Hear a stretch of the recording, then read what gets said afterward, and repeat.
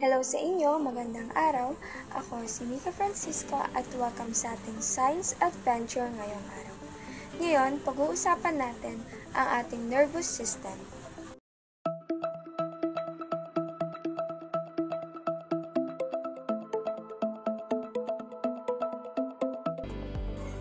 Alam niyo ba na ito ang dahilan kung bakit tayo nakakagalaw, nakakapag-isip, nakakaramdam at nakakapag-react sa lahat na nangyayari sa paligid natin? Parang ito ang control center ng buong katawan natin. Ang ating nervous system ay may dalawang pangunahing bahagi. Una ay ang central nervous system at ang pangalawa ay ang peripheral nervous system. Tara, unahin natin ang central nervous system. Ang central nervous system ay ang ating command center. Ito ay binubuo ng dalawang importanteng bahagi, ang ating utak at ang ating spinal cord. Una, ang utak. Ito ang pinakamahalagang organ sa ating katawan. Parang ito ang computer ng ating katawan. Dito nagaganap ang lahat ng pag-iisip, pag-aalala at pagdedesisyon. Mayroon itong 4 na pangunahing bahagi. Una ay ang brainstem, kung saan kontrolado nito ang mga bagay na hindi na natin kailangang isipin tulad ng paghinga natin, pagtibok ng puso at pagtulog. Pangalawa naman ay ang cerebellum. Ito naman ang balance master natin. Dahil dito nakakatakbo tayo, nakakatalon at nakakapaglaro tayo ng hindi natutumba. Siya ang nagpapaganda ng ating mga galaw. Pangatlo ay ang cerebrum. Ito ang pinakamalaking parte ng utak at ito ang thinking cap natin. Dito tayo nag-iisip, natututo ng bagong bagay, nagbabasa, nagsusulat at nararamdaman ng ating mga emosyon. Kapag masaya ka, malungkot o galit, dito nangyayari. Mayroon din itong 4 na lobes o bahagi. Ang frontal lobe, temporal lobe, parietal lobe, and occipital lobe. At ang pang-4 naman ay ang diencephalon. Ito naman ang parang mailman ng utak natin. Siya ang nagre-relay ng mga mensahe sa iba't ibang parte ng utak. At may iba pa tayong bahagi ng utak na tumutulong din. Ito ang midbrain at ang pons. Ang midbrain ay ang tumutulong sa atin upang makakita at makarinig. Ang pons naman ay ang tumutulong sa paghinga at sa komunikasyon ng iba't ibang parte ng utak.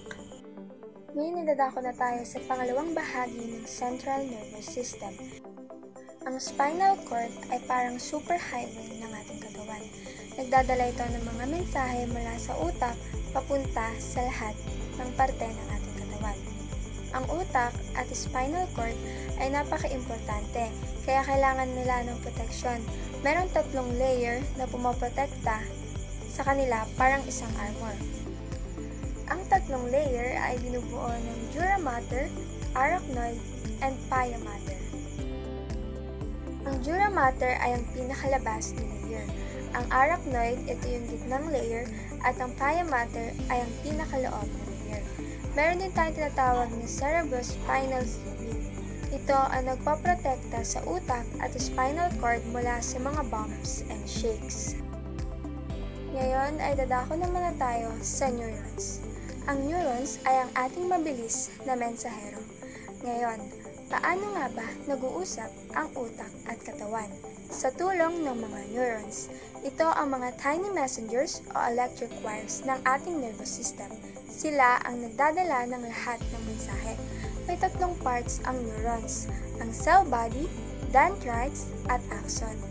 Ang cell body ay ang utak ng neuron, kung saan naroon lahat ng instructions. Ang dendrites, ito ang parang antennas ng neurons.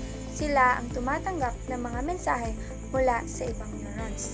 Axon, ito naman ang long arm ng neuron. Siya ang nagpapadala ng mga mensahe papunta sa ibang neurons. At para mas mabilis ang pagpapadala ng mensahe, meron tayong tinatawag na myelin sheath. Ito ay parang insulation o speed booster sa axon. Dahil dito, ang mga mensahe ay nakakarating ng mas mabilis. Ngayon itadako na muna tayo sa pangalawang bahagi ng nervous system. Ito ang peripheral nervous system. Ito ang lahat ng nerves na kumakalat sa buong katawan natin, mula sa dulo ng ating mga daliri hanggang sa dulo ng ating mga paa. Parang ito ang lahat ng roads and highways na nagkokonekta sa ating central nervous system sa lahat ng parte ng ating katawan. May dalawang parts ang peripheral nervous system. Ito ang somatic nervous system at ang autonomic nervous system. Ang somatic nervous system ang nagkokontrol sa mga galaw na ikaw ang nagdedesisyon. Halimbawa, kapag gusto mong itaas ang kamay mo o sipain ng bola o maglakad. Pangalawa, ang autonomic nervous system. Ito naman ang nagkokontrol sa mga bagay na kusa ng nangyayari sa katawan natin.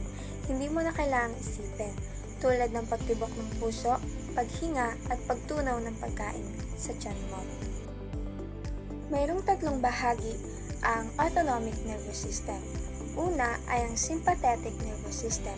Ito ang naghahanda sa ating katawan para sa fight or flight response kapag kailangan nating maging alerto o mabilis kumilos. Pangalawa, parasympathetic nervous system. Ito naman ang nagpapabalik sa ating katawan sa rest and digest state para makapagpahinga at makapag-recover. Pangatlo, enteric nervous system. Ito ay nakakabit sa ating digestive system at kumokontrol sa pagtunaw ng pagkain. Tandaan natin na napakahalagang alagaan ang ating utak at katawan sa pamamagitan ng pagkain ng masustansyang pagkain, pag-eehersisyo at pagtulog ng sapat.